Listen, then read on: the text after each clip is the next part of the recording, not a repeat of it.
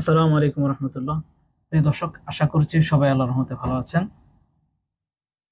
Kuwait government বাংলাদেশিদের জন্য যেই অপরচুনিটি, যে বিগ অপরচুনিটি দিয়েছে, এটা সবচেয়ে কুয়েতের লাইফে সবচেয়ে বড় অপরচুনিটি।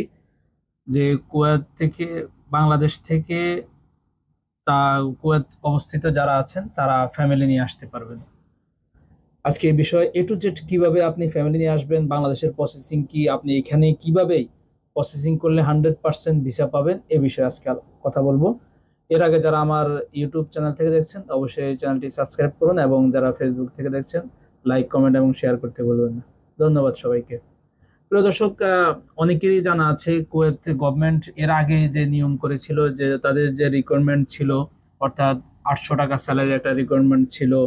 এরপর আপনার ইউনিভার্সিটির ডিগ্রি সার্টিফিকেটের একটা রিকোয়ারমেন্ট ছিল। তারপর আবার তাদের প্লেন, অর্থাৎ কুয়েত এয়ারওয়ে অথবা জাজিরা এয়ারওয়েতে টিকিট কাটতে হবে, এই ধরনের রিকোয়ারমেন্টগুলো তাদের এর আগে ছিল, যদি ফ্যামিলি আনতে হয়, ফ্যামিলি আনার বিষয়। কিন্তু নতুন নিয়ম অনুযায়ী, কিছুদিন আগের নিয়ম অনুযায়ী এই সব কিছু তারা বাদ দিয়ে কুয়েতে যারা অবস্থান করতেছে বাংলাদেশি প্রায় 3 লক্ষ প্রবাসী সবার জন্য উন্মুক্ত করে দিয়েছে, সবাই ফ্যামিলি আনতে পারবেন।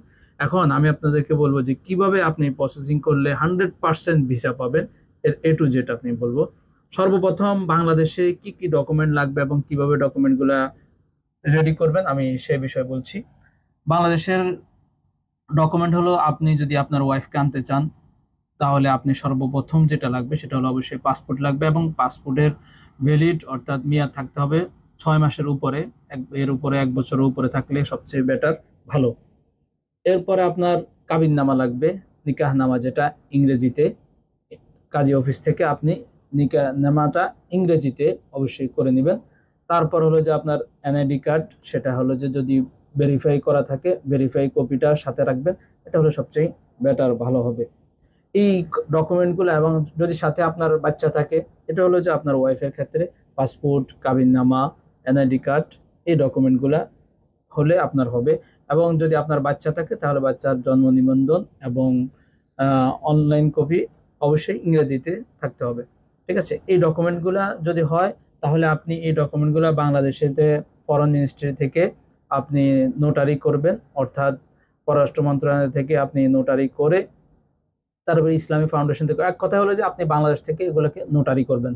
আপনি এটা নিজে পারেন অথবা কোনো মাধ্যম যদি ব্যবহার করেন তাহলে সবচেয়ে বেটার, মাধ্যমের মাধ্যমে করাবেন। করানোর পরে আপনি এই যে ডকুমেন্টগুলো আছে, এই সব ডকুমেন্ট আপনি, মূল ডকুমেন্টগুলা কাবিননামা, নিকাহনামা যেটা আছে ইংরেজিতে, এই ডকুমেন্টগুলো আপনি বাংলাদেশ থেকে কুয়েতে নিয়ে আসবেন। কুয়েতে নিয়ে আসার পরে এবার আপনি কি করবেন? এবার আপনি হলো যে আপনি কুয়েতে যে অবস্থান করতেছেন, আপনি আপনার সিভিল আইডি এবং পাসপোর্ট, এনআইডি কার্ড, এই সবগুলো আপনি বাংলাদেশ, কুয়েত অবস্থিত বাংলাদেশ যে দূতাবাস আছে, সেই দূতাবাসে আপনি আপনার যে বাড়ি থেকে আপনার ওয়াইফের যে ডকুমেন্টগুলো আনেছেন এগুলো সহকারে, আপনার ডকুমেন্ট সহকারে এখানে জমা দিবেন। এখানে এরা কি করবে, আপনার কাছ থেকে প্রতি ফাইল, মানে এক একজনের পারপাস আপনার 3 টাকা করে নিবে। নেওয়ার পরে এরা আপনাকে 5 দিন অথবা 6 দিন বা এক সপ্তাহ, 10 দিন সময় নিবে। নেওয়ার পরে এরা আপনাকে এটাকে ভেরিফাই করে অ্যাটাস্টেড করবে। অ্যাটাস্টেড করে দেওয়ার পরে আপনি এখান থেকে এই এই ফাইলগুলা এখান থেকে নিয়ে যাবেন। নিয়ে যাওয়ার পরে আপনি এবার যাবেন কুয়েত অবস্থিত, মুরগাবে অবস্থিত লিবারেশন টাওয়ারে। লিবারেশন টাওয়ারে আপনি যাবেন, যাওয়ার পরে ওইখানে আপনাকে খারিজিয়া করাতে হবে। ওইখানে কাজ হলো আপনাকে খারিজিয়া করানোর জন্য ওইখানে আপনাকে 1 দিনের করে নিবে। এই যে এখানে যে পেমেন্ট গুলো নিচ্ছে, সব পেমেন্ট হলো আপনার ক্যানিটে, কোনো ক্যাশ পেমেন্ট নয়। বাংলাদেশ দূতাবাসে যেটা নিবে সেটাও ক্যানিটে, এবং খারিজিয়া করানোর জন্য আপনার লিবারেশন টাওয়ারে যেটা নিবে সেটাও ক্যানিটের মাধ্যমে নেবে। সুতরাং আপনি সাথে ক্যানিট রাখবেন, অথবা এখানে যদি বাংলাদেশি কেউ থাকে ওদের কাছ থেকে হেল্প নিতে পারেন, তারা আপনাকে হেল্প করবে। এরপর ওইখান থেকে খারিজিয়া করানোর পরে এই সব কিছু আপনার, এই ডকুমেন্টগুলো আবার আপনাকে আরবিতে ট্রান্সলেশন করতে হবে। আরবিতে ট্রান্সলেশন করার পরে আপনি এগুলা কোনো টাইপিং সেন্টারে যাবেন। টাইপিং সেন্টারে যাওয়ার পরে আপনি ভিসার জন্য আবেদন করবেন। ভিসার জন্য আবেদন করার পরে এরপরে আপনি যে কোনো জাওয়াজাতে যাবেন, আহমদিয়া হোক বা অন্যান্য যে কোনো জাওয়াজাত আছে সেখানে যাবেন। যাওয়ার পরে ওইখানে আপনি ওইখানে যে মুদির আছে তাদের সাথে কথা বলে ওইখানে আপনার পার পার্সন আবার জিজ্ঞেস করবে 3 মাস নাকি 1 মাস, পার পার্সন আপনার কাছ থেকে 3 টাকা করে আবার নেবে ফাইল প্রতি।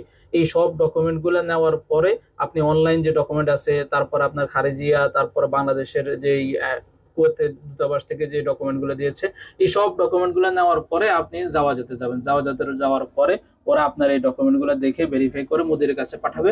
মুদিরের কাছে পাঠানোর পরে মুদির আপনাকে ভিসা দিয়ে দিবে। এরপরে এইভাবে আপনি আপনার ফ্যামিলিকে অতি সহজেই কুয়েত নিয়ে আসতে পারেন। এবং এই কুয়েত গভর্নমেন্টকে এই জন্য অবশ্যই একটা থ্যাংক দেওয়া দরকার, যে বাংলাদেশ থেকে এই মুহূর্তে তারা অতি সহজে ফ্যামিলি আনার জন্য এই সুযোগটা দিয়েছে। এই জন্য কুয়েত গভর্নমেন্টকে অবশ্যই থ্যাঙ্কস জানানো দরকার। এভাবে আপনি প্রসেসিং করে অবশ্যই আপনার ফ্যামিলিকে অতি সহজভাবেই কুয়েতে নিয়ে আসতে পারবেন। ধন্যবাদ সবাইকে, ভালো থাকবেন। আসসালামু আলাইকুম রহমতুল্লাহ।